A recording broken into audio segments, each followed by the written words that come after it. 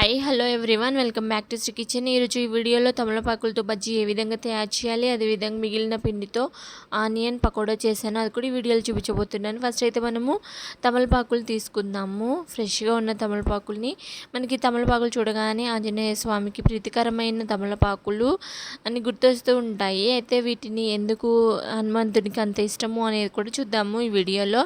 First అయితే ఇందులో health benefit చూద్దాము. ఇందులో మెయిన్గా విటమిన్ సి చర్మ ఆరోగ్యానికి ఉపయోగపడుతుంది. థయామిన్ కార్బోహైడ్రేట్స్ జీవక్రియకు నరాల పనితీరుకు ఉపయోగపడతాయి. ఇందులో ఉండే నియాసిన్ శక్తి ఉత్పత్తికి, చర్మ ఆరోగ్యానికి, రైబోఫ్లేవిన్ విటమిన్ B2 నరాల పనితీరుకు, కెరోటిన్ ప్రోటీన్స్, కొవ్వులు, ఫైబర్, కార్బోహైడ్రేట్స్ కూడా ఈ తమలపాకులో ఉన్నాయి.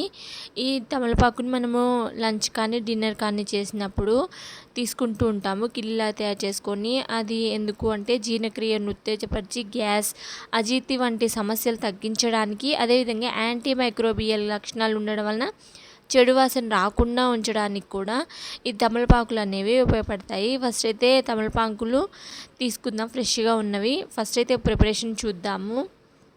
ఫస్ట్ అయితే ఒక బౌల్ తీసుకొని అందులోకి శనగపిండి తీసుకుంటున్నాను. ఇందులోనికి ఒక 2 టేబుల్ స్పూన్ వరకు బియ్యం పిండి వేసుకుంటున్నాను. ఇందులోనే ఒక టేబుల్ స్పూన్ వరకు కారం వేసుకోవాలి. టేబుల్ స్పూన్ కారం వేసుకున్న తర్వాత ఒక టేబుల్ స్పూన్ సాల్ట్ వేసుకుందాము. ఇందులోనే వాము కూడా యాడ్ చేసుకోవాలి.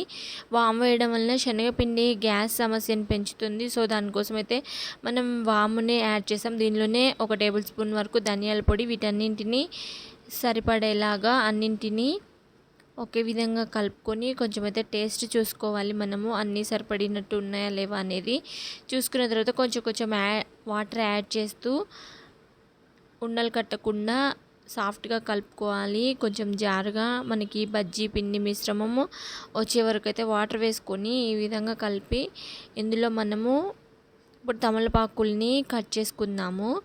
ఇప్పుడు మనము ఆంజనేయ స్వామికి తమలపాకులు అంటే ఎందుకు ఇష్టమో ఒకసారి అయితే చూద్దాము. ఒకసారి సీతమ్మ తల్లి అందించిన తమలపాకు చిలుకల్ని శ్రీరాముల వారు సేవిస్తున్న సమయంలో అప్పుడే వచ్చిన ఆంజనేయ స్వామి, ఇది ఏంటి స్వామి మీ నోరు ఇంత ఎర్రగా ఉంది అని అడుగుతారు. అప్పుడు రాముల వారు తమలపాకు తింటే నోరు ఎర్రగా అవుతుంది, అంతేకాదు ఆరోగ్యానికి మంచిది అని చెప్తారు. వెంటనే ఆంజనేయుడు అక్కడి నుండి వెళ్ళి కొంతసేపటి తర్వాత ఒళ్ళంతా తమలపాకుల్ని కట్టుకొని గంతులు వేసుకుంటూ ఆనందంగా వచ్చారు. అప్పటి నుంచి ఆంజనేయ స్వామి ఎక్కువగా తమలపాకు తోటల్లోనూ, కదలీవనం అంటే అరటి తోటల్లోనూ సంచరిస్తూ ఉండేవారని చెప్తారు.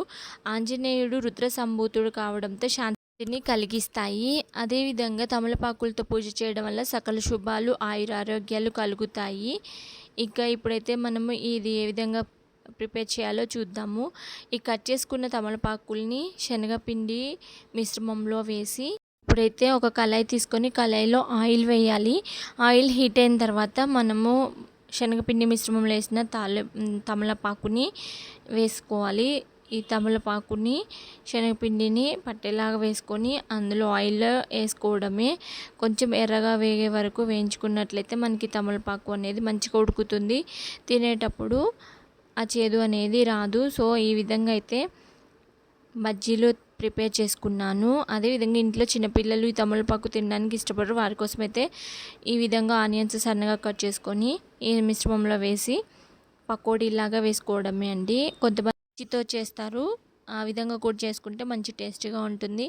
నేనైతే కారంతో చేశాను. పచ్చిమిరపకాయలు తీస్తూ ఉంటారు పిల్లలు, ఎందుకు అనేసి కారం వేసి చేశాను. అంతే అండి. కొంచెం ఎర్రగా వేగే వరకు ఈ పకోడీల నుంచి తీసేసుకోవడమే. అంతే, ఎంతో టేస్టీ అయిన తమలపాకు బజ్జీలు, పకోడీలు ఎట్ ఏ టైం రెడీ. వీటిని ఆనియన్స్ వేసి గార్నిషింగ్ చేసుకొని తినడమే. అంతే, ఎంతో టేస్టీ అయిన తమలపాకు అదేవిధంగా పకోడీలు రెడీ. ఈ వీడియో నచ్చితే లైక్ చేయండి. Please subscribe my channel. Thank you.